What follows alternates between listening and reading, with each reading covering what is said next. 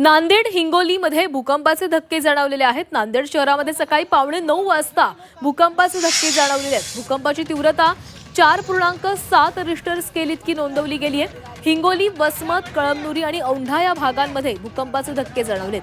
परभणी, वाशिममध्ये भूकंपाचे धक्के जाणवलेले आहेत। वसमतच्या पांघरा शिंदे गावात भूकंपाचं केंद्र असल्याचं कळतंय।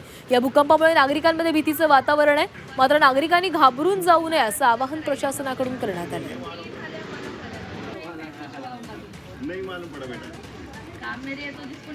45 मिनिटाला आम्हाला भूकंपाचे सौम्य धक्के जाणवले। आम्ही जेव्हा आम्हाला भूकंपाचे धक्के जाणवले तेव्हा आमच्या गावातील सर्व मंडळी ही बाहेर रस्त्यावर येऊन सगळी एकच चर्चा झाली की भूकंपाचा धक्का जाणवला।